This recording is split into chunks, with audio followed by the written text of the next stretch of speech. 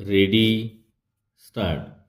भारतात शेती व्यवसायात नांगर किंवा औत या अवजाराला आजही मोठे महत्त्व आहे.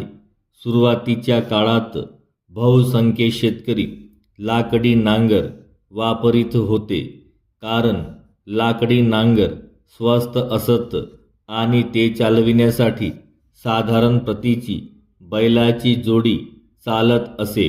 तर लोखंडी नांगर किमतीला जास्त असून शिवाय ते चालविण्यासाठी बैलांची मजबूत जोडी आवश्यक असे. अर्थात शेतीसाठी जमिनीची नांगरट करण्यासाठी अवताची जरुरी अनिवार्य आहे. त्यासाठी ट्रॅक्टरच पाहिजे असे नाही. परिच्छेद. पिकाला आवश्यक असलेली नांगरटीची खोली नांगरानेही मिळू शकते. त्यामुळे अनेक शेतकरी बैलजोडीचा नांगर शेतीच्या कामासाठी वापरतात. ट्रॅक्टर ठेवणे अनेक शेतकऱ्यांना परवडत नाही, कारण बैलाचा मोठा खर्च, माणसांचे पगार, नांगर खरेदीचा खर्च हे सर्व विचारात घेऊन ट्रॅक्टरमध्ये हजारो रुपये गुंतविण्याची शेतकऱ्यांची आर्थिक क्षमता नसते. परंतु त्यापेक्षाही आजच्या बिकट आर्थिक परिस्थितीत अनेक शेतकऱ्यांना नांगरासाठी किंवा अवतासाठी बैलजोडी ठेवणे परवडत नाही. ही अडचण आपल्या भारतातील शेतकी व्यावसायिकांचीच केवळ नसून शेतीप्रधान अन्य देशातूनही आहे. म्हणून नांगरटीसाठी बैलजोडीचा वापर करण्यास काही पर्याय उपलब्ध होऊ शकेल काय, याकडे लक्ष जाणे स्वाभाविक आहे. परिच्छेद. शेतीसाठी 2 बैल पोसणे किंवा जवळ बाळगणे आज अनेक शेतकऱ्यांना परवडत नाही.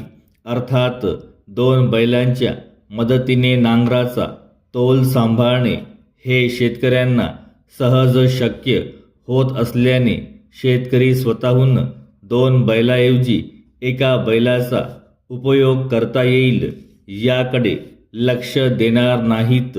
आज भारतातील अनेक शेतकरी हे दारिद्र्य रेषेखाली जीवन जगत असून शेतकरी आणि त्यांची जमीन यांचे प्रमाण किंवा गुणोत्तर हे झपाट्याने कमी होत आहे. अशा परिस्थितीत शेती व्यवसायावर कशी तरी गुजराण करणाऱ्या शेतकऱ्यांना आजकाल 2 बैल ठेवणेही कठीण झाले आहे. ही वस्तुस्थिती आहे. विशेषतः दक्षिण भारतातील अनेक भागात शेतीच्या कामासाठी शेतकऱ्यांना बैल भाड्याने किंवा विशिष्ट मुदतीच्या कराराने आणणे ही बाब अटळ ठरत आहे. सरकारही शेतकऱ्यांसाठी निरनिराळ्या योजना आखत आहे की जेणेकरून शेतकरी सुखी झाला पाहिजे. परिच्छेद. शेतकऱ्यांनी नांगरटीसाठी बैल जोडीचा उपयोग करणे सोडून देऊन कमीत कमी खर्चात कशी नांगरट करता येईल याचे संशोधन सरकारकडून चालू आहे.